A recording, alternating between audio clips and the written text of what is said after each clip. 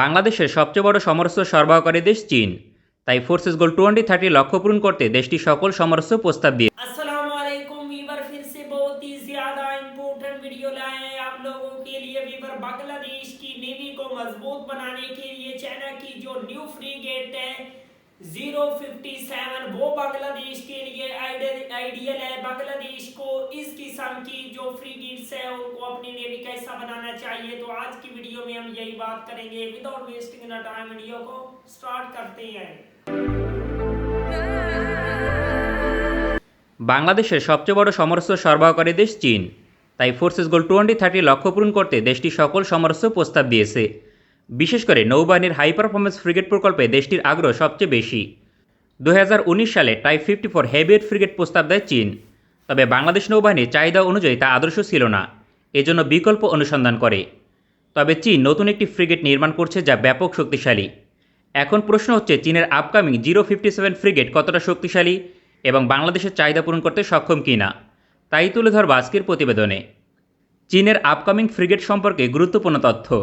যুদ্ধজাহাজের displacement হবে 5500 ton, vertical launcher air defence system থাকবে 32টি, আকাশ প্রতিরক্ষা ব্যবস্থার জন্য long range air defence missile যুক্ত করা হবে। এক্ষেত্রে HQ-9 surface two air missile প্রধান ভূমিকা পালন করবে, যার রেঞ্জ 250 কিলোমিটার পর্যন্ত। চীন নতুন প্রজন্মের H-3 ভার্টিক্যাল লঞ্চার যুক্ত করবে, ফলে একটি লঞ্চার থেকে 4টি করে মিসাইল ফায়ার করা সম্ভব। শুধুমাত্র medium range air defence missile FM-3000 fire করা সম্ভব, যার রেঞ্জ 45 কিলোমিটার পর্যন্ত। সেক্ষেত্রে এয়ার ডিফেন্স সিস্টেম ডেস্ট্রয়ার সমতুল্য শক্তিশালী হবে, কারণ কমপক্ষে 16টি HQ-9B long range air defence missile ব্যবহার হবে। পাশাপাশি 8টি লঞ্চারে 32টি FM-3000 মিসাইল থাকবে। ভারতের কলকাতা ক্লাস ডেস্ট্রয়ার থেকে চীনের আপকামিং ফ্রিগেট অধিক শক্তিশালী অবস্থানে থাকবে আকাশ প্রতিরক্ষা ব্যবস্থার দিক থেকে। অবশিষ্ট 8টি ভার্টিক্যাল লঞ্চারে ল্যান্ড অ্যাটাক ক্রুজ মিসাইল যুক্ত করা সম্ভব। এক্ষেত্রে YJ-18 আদর্শ অপশন, যার রেঞ্জ 560 কিলোমিটার পর্যন্ত। প্রতিপক্ষের ভূমিতে হামলা করার পাশাপাশি জাহাজকে ধ্বংস করতে সক্ষম এই ক্রুজ মিসাইল। অ্যান্টিশিপ মিসাইল হিসেবে থাকবে 8টি সুপারসনিক অ্যান্টিশিপ মিসাইল। এক্ষেত্রে পৃথিবীর সবচেয়ে দ্রুতগতির HD-1 মিসাইল ব্যবহার হবে। চীনের তৈরি পঞ্চম প্রজন্মের স্টেলথ মিসাইল HD-1, যার গতি সর্বোচ্চ ম্যাক 4, অর্থাৎ শব্দের গতি থেকে 4 গুণ দ্রুত। চীন প্রায় 1 দশকের বেশি সময় গবেষণা করে HD-1 মিসাইল তৈরি করতে সক্ষম হয়েছে। এই অ্যান্টিশিপ মিসাইলের রেঞ্জ 290 কিলোমিটার পর্যন্ত, পাশাপাশি সি স্কিমিং ক্যাপাবল, ফলে প্রতিপক্ষ রাডার দিয়ে সহজে শনাক্ত করতে পারবে না। যদি শেষ পর্যন্ত শনাক্ত করতে পারেও তবে ধ্বংস করতে ব্যর্থ হবে, কারণ মিসাইলের সামনে রয়েছে টাইটেনিয়ামের প্রলেপ, তাই ক্লোজিন ওয়েপন সিস্টেম দিয়ে আঘাত করলেও ধ্বংস হবে না। এই রেঞ্জে সুপারসনিক মিসাইল হিসেবে পৃথিবীর সবচেয়ে শক্তিশালী অ্যান্টিশিপ মিসাইল চীনের HD-1। সুতরাং বাংলাদেশের বহরে অন্তর্ভুক্ত হলে ভারত এবং মিয়ানমারের জন্য সাক্ষাৎ যমদূতের ভূমিকা পালন করবে। তবে আকাশ প্রতিরক্ষা ব্যবস্থার জন্য আরও থাকবে ক্লোজিন ওয়েপন সিস্টেম।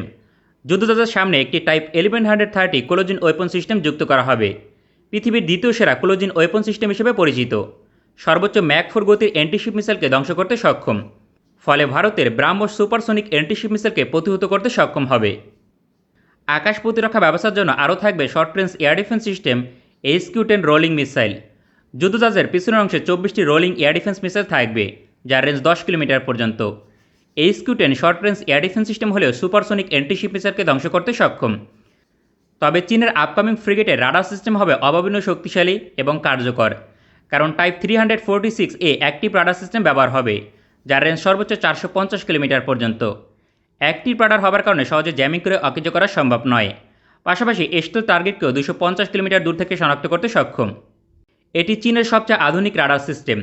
একই রাডার সিস্টেম ব্যবহার করা হয়েছে চীনের 055 ডেস্ট্রয়ার প্রকল্পে। 2030 সালের মাঝে পৃথিবীতে যতগুলো ফ্রিগেট সার্ভিসে আসবে তার মাঝে দ্বিতীয় অথবা তৃতীয় অবস্থানে থাকবে এর রাডার সিস্টেম। সুতরাং কতটা কার্যকর এবং গেম চেঞ্জার ভূমিকা পালন করবে তা বলার অপেক্ষা রাখে না।